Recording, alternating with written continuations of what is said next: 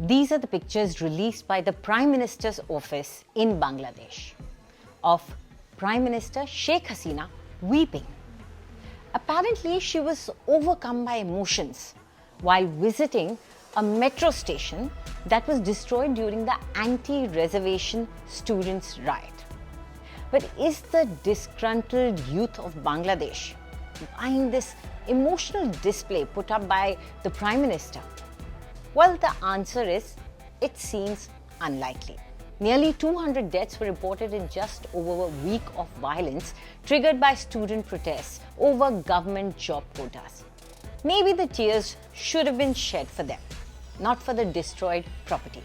In fact, the Law Minister has repeatedly said that the violence became grave as the armed cadres of the opposition, which is the Bangladesh Nationalist Party or the BNP, and right-wing Jamaat-e-Islami joined the protests and attacked many government buildings and installations, including the TV station or the headquarters of the state-run Bangladeshi television, 2 toll plazas of a flyover and an expressway, including 2 stations of metro rail in Dhaka. Hundreds of government-owned vehicles were also torched. Although Bangladesh is crawling back to normalcy with limited internet and office hours seen on Wednesday after more than a week of chaos, most of the country remained without internet access, but thousands of cars were on the streets of the capital Dhaka after authorities relaxed a curfew for 7 hours. Offices and banks opened for a few hours on Wednesday, while authorities restored broadband internet in some areas in Dhaka and the second largest city of Chattogram. Authorities said that the curfew would continue in Dhaka and elsewhere until the situation improves.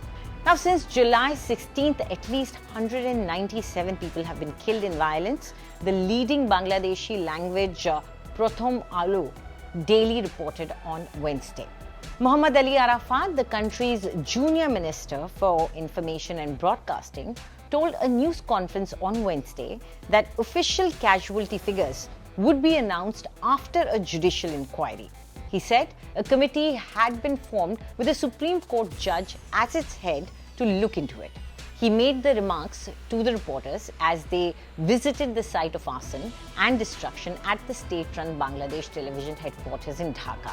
While the Bangladeshi government has pledged student protesters would not face legal action or harassment, media reports said that nearly 2,700 people had been arrested in the recent days across the country. Many of the detainees, including opposition supporters, were sent to prison pending further legal procedures as the Prime Minister Sheikh Hasina pledged that the perpetrators would face justice. Schools and other educational institutions have remained closed until further notice. Clashes have taken place since July 15th between the police and mainly student protesters, demanding an end to a quota that reserved 30% of government jobs for relatives of veterans who fought in Bangladesh's War of Independence in 1971. The chaos became deadly after the country's main opposition, Bangladesh Nationalist Party or the BNP, and right-wing Jamaat-e-Islami Party extended their support to these protests. While violence spread across the country, many government establishments were also under attack in Dhaka. Last Sunday, the Supreme Court ordered that the 1971 war veterans quota should be cut to 5%. Thus, 93% of civil service jobs will be merit-based, while the remaining 2% are reserved for members of ethnic minorities as well as transgender and disabled people.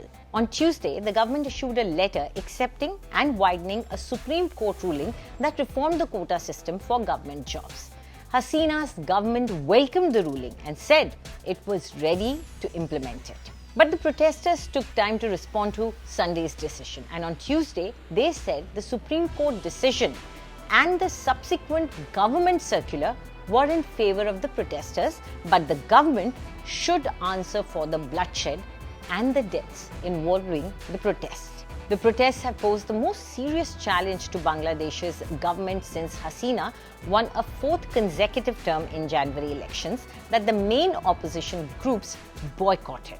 Universities have been closed, the internet has been shut off, and the government has ordered people to stay at home and be safe. Protesters had argued the quota system was discriminatory and benefited supporters of Hasina, whose Awami League party led the independence movement and wanted it replaced by a merit-based system. This is what the students want. Hasina has defended the quota system, saying that veterans who fought, who died, and the women who were raped and tortured in 1971 deserve the highest respect regardless of political affiliation. Meanwhile, the headquarters of the main opposition party, the BNP, was raided and sealed off. The ruling Awami League and the BNP have often accused each other of fueling political chaos and violence, most recently ahead of the country's national election, which was marred by a crackdown on several opposition figures.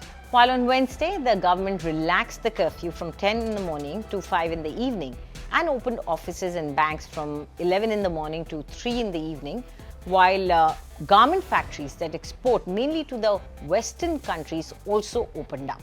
On Wednesday, the government said that the internet users would have broadband access at home by night time, but that social media sites, including Facebook and Instagram, would not likely be back online for days. This comes after a curfew with a shoot-on-sight order was installed days earlier, and military personnel could be seen patrolling the capital and other areas.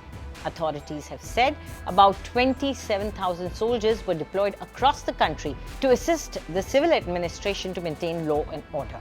Do tell us what you think about this video in the comment section, and for more news updates, subscribe to India Today.